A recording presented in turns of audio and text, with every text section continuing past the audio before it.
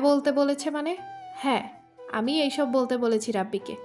মায়ার don't care ভাব জবাবটা দেয় শান্তর বিপরীত। শান্ত আর সেখানে থাকা সবাই ফাটা চোখে মায়ার দিকে তাকিয়ে আছে। মায়া এইসব বলতে বলেছে মানে? শান্ত দ্রুত কদমে হেঁটে মায়ার পাশে এসে দাঁড়ায়। তবে মায়া নির্বিকার, যেন এইসব কিছুই তার কাছে গুরুত্বপূর্ণ নয়। কিন্তু শান্ত নিজেকে সামলাতে পারে না। রাগে তার চোখ লাল হয়ে ওঠে। চিৎকার করে মায়ার হাত ধরে বলে, এইসব কি মায়ুজান? কি? মায়ার ঠান্ডা উদাসীন উত্তর। মায়ার এমন আচরণে শান্তর রাগ তরতর করে বেড়ে যায়। সে বুঝতে পারছে না মায়া কেন এইসব করছে। তার এই কর্মকাণ্ডের জন্য তার উপর দিয়ে কি গেছে একমাত্র সেই জানে। তাই রাগ সামলাতে না পেরে মায়ার হাত ঝাঁকিয়ে কণ্ঠে তীব্র ক্ষোভ নিয়ে বলে, মিথ্যে কেন বলেছ? নিজে সব জেনে আর রাব্বিকে কেন মিথ্যে বলতে বলেছ?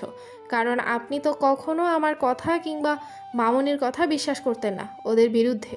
তাই আপনাকে চোখে আঙ্গুল দিয়ে দেখানোর জন্য এসব। মানে? শান্ত অবাক চোখে প্রশ্ন করে। তার জোড়া ভ্রু কুঁচকে আছে, চোখের মুখে বিস্ময় ফুটে উঠেছে। কিন্তু মায়া স্বাভাবিক। দীর্ঘশ্বাস ফেলে যেন বুকের ভেতর জমে থাকা সব কথা একসাথে বের করে দিতে চায়। মাহি আপনাকে প্রচুর পছন্দ করে, যার জন্য আমাকে মারতেও সে দুইবার ভাবেনি। কিন্তু আমি চলে আসি আপনার জীবনে, যার জন্য তাদের পদে বড় ধরনের বাধা হয়ে যায়। যখন বুঝতে পারলো আপনার প্রতি নরম হচ্ছে, তখন সে এইসব সহ্য করতে পারেনি। তাই তো আমাকে মারতেও দুইবার ভাবেনি। কিন্তু আপনার জন্য বারবার আমি বেঁচে গেছি। অতঃপর ভুল বোঝানোর জন্য আমাকে এই ছবিগুলো দেয়। আমি কখনো এই ছবিগুলো বিশ্বাস করিনি। তবে রাব্বির ভুলে মাঝে একটু ভুল বুঝেছিলাম, কিন্তু পরে সব পরিষ্কার হয়ে যায়। রাব্বি ভালো করে খোঁজ নিয়ে জানতে পারে এইসব এডিট। আর আমি সেই নাম্বারটাই দিই যেটা থেকে ছবিগুলো এসেছে। ও পরে সব দেখে বুঝতে পারে নাম্বারটা মাহির। কিন্তু আমি আপনাকে বলতে পারছিলাম না, কারণ আপনাকে হাজার বললেও আপনি বিশ্বাস করতেন না। আপনি ওদের আর ওদের বাপ ভাইকে অনেক বেশি বিশ্বাস করেন, তাই বাধ্য হয়ে এসব করতে হলো। এইটুকু বলে মায়া থামে। শান্ত স্তব্ধ হয়ে দাঁড়িয়ে থাকে। মায়া দ্রুত নিঃশ্বাস নিচ্ছে, তবে শান্তর দিকে তাকায় না। আবারও বলতে শুরু করে, আমি জানতাম আপনি আমার মোবাইল চেক করবেন, তাই তো রাব্বিকে মিথ্যা বলতে বলেছিলাম। আর আপনি সব দেখে রাগে পুড়ে যাবেন। আর আপনার রাগ বাড়ানোর জন্য আমি এই ব্যবস্থা করেছি আপনার সাথে এতদিন, যাতে আপনি খুঁজে সত্যিটা বের করেন। আর এইসব মাহি করেছে আপনার চাচ্চুর কথায়। আমি নিজে শুনেছি তাদের কথা বলতে। তাদের আপনার সম্পত্তি আর ক্ষমতার ওপর লোভ। তারা চেয়েছিল মাহিকে আপনার বউ বানিয়ে সব নিজেদের করে নিতে, কিন্তু মাঝখানে আমি চলে আসি।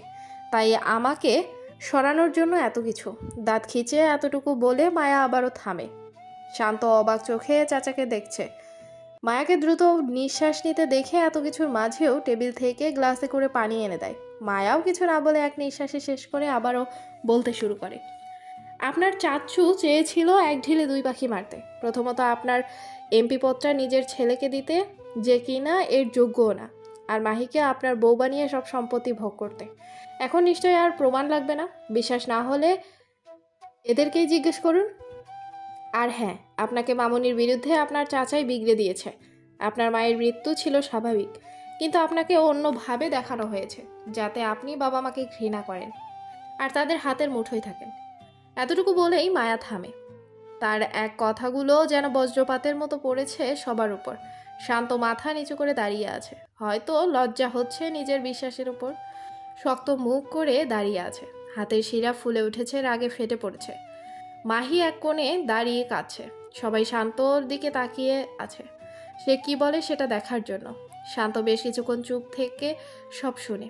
কিছুক্ষণ যেতেই দরজার দিকে ইশারা করে। সাথে সাথে বাড়িতে পুলিশ ফোর্স ঢুকে পড়ে। তা দেখে মাহি ভয়ে চিৎকার করে কেঁদে ওঠে। শান্ত বিরক্ত হয়ে বলে, নিয়ে যাও এদের তিনজনকে।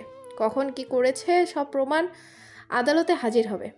ততক্ষণ পিছনে একটু সিদ্ধ ডিম দাও। শান্তর কথার ধাস ঠান্ডা কিন্তু ভয়ঙ্কর সেই শব্দগুলো। তার কথায় পুলিশ হ্যান্ডকাপ পরিয়ে তিনজনকে নিয়ে যায়। তবে তিনজনের মাঝে কেউ টু শব্দ করেনি, যা একটু উদ্ভব। ওদের নিয়ে যেতেই শান্ত কিছু না বলে উপরে উঠে যায়। মায়া বাঁকা চোখে তাকায়, কিন্তু কিছু বলে না। অনেকদিন পর তার শান্তি লাগছে, যা ভাষায় প্রকাশ করার মতো না।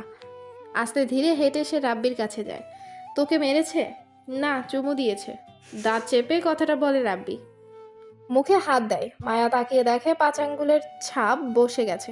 সেটা দেখে গম্ভীর মুখে বলে, একটা থাপ্পড়ই তো, বন্ধুর জন্য এটুকু সহ্য কর। বকর বকর না করে বরফ নিয়ে আয়। মায়া ভোতামুখে কিচেনে যায়, বরফ এনে দেয়। রাব্বি সোফায় বসে পড়ে। মামনি, শান্তি আর মায়ার মা বাবা চারজনই স্তব্ধ হয়ে সব দেখছে। এই আদিক্ষেতা যদি শান্ত দেখে, দুইটার কপালেই দুঃখ আছে, যা তাদের স্পষ্ট। তবে ভাগ্য ভালো শান্ত নেই। দুজনের কাণ্ডে তারা চুপচাপ দেখছে। তাদের মাথায় ঢুকছে না এই কয় মিনিটে কি হয়ে গেল। তার মাঝে হঠাৎ করেই মায়ার মা তার হাত ধরে টেনে নিয়ে যায়। এইসব কি আম্মু? এইভাবে টেনে আনছো কেন? মামনি কি ভাববে?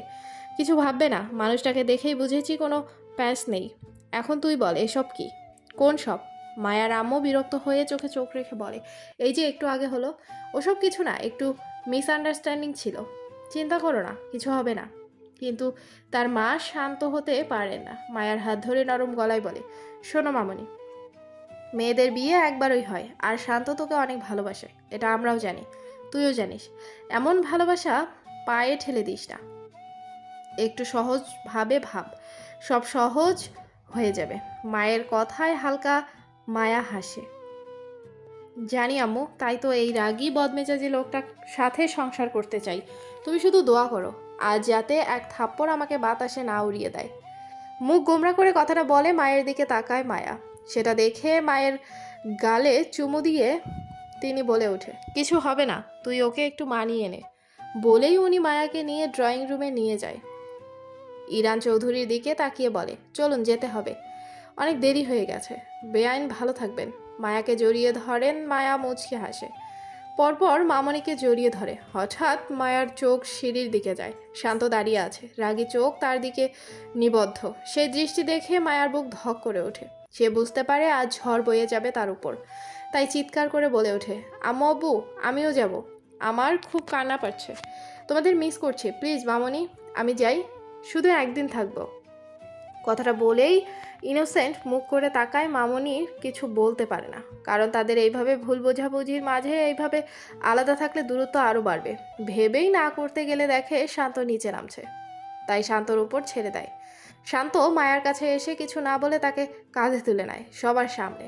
মায়া হতভম্ব হয়ে যায় তার এমন কাজে। মামনি আর শান্তি মুচকি হাসে। মায়া লজ্জা রাগে শান্তর কাঁধে খামচে ধরে, কিন্তু শান্ত নির্বিকার। যেতে যেতে বলে, মায়ুজান যাবে না, সময় করে আমি নিজেই নিয়ে যাব। চেয়েছিলাম আপনাদের বাড়িতে দিতে, কিন্তু আপনাদের বাদর মেয়ের জন্য পারলাম না। আরে সমস্যা নেই বাবা, আমরা পারবো। শান্তর কথার মাঝে মায়ার মা বলে ওঠে। শান্ত মাথা নাড়ে। অতপর তাদের বিদায় দিয়ে মায়াকে নিয়ে উপরে চলে যায়। রুমে এসে মায়া পায়চারি করছে। শান্ত দিব্যি বেডে শুয়ে মোবাইল টিপছে। মায়ার মাথায় আগুন ধরে যাচ্ছে এইসব দেখে। রাগে দুঃখে এইবার দাঁত চেপে বলে ওঠে, কি ব্যাপার, কথা বলছেন না কেন? কোনো উত্তর নেই, যা দেখে মায়ার রাগ তরতর করে বাড়ে। দ্রুত পায়ে শান্তর কাছে এসে রাগে মোবাইলটা কেড়ে নেয়।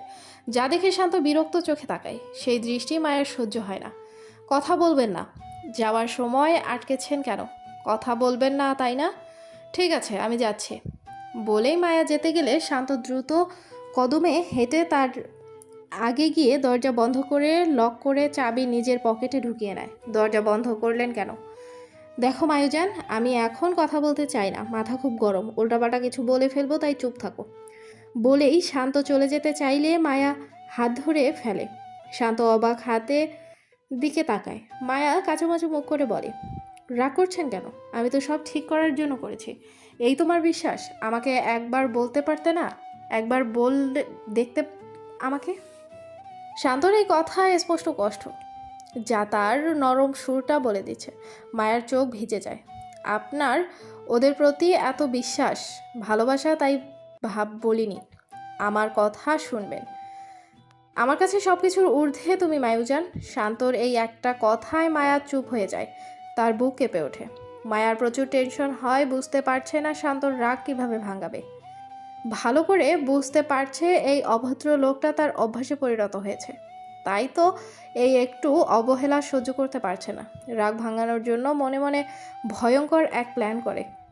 ভেবে নেয় শান্তর প্রতি নিজের সব অনুভূতি প্রকাশ করবে, তাই শান্ত আর রাগ করে থাকতে পারবে না ভেবেই মুচকে হাসে, কিন্তু কি দিয়ে শুরু করবে বুঝতে পারে না। তাই চোখ মুখ খিচে সেই 3টা ম্যাজিক্যাল ওয়ার্ড বলে দেয়, আমি আপনাকে ভালোবাসি শান্ত, ভীষণ রকম ভালোবাসি। প্লিজ রাগ করে থাকবেন না, আপনার এই অবহেলা আমি সহ্য করতে পারছি না।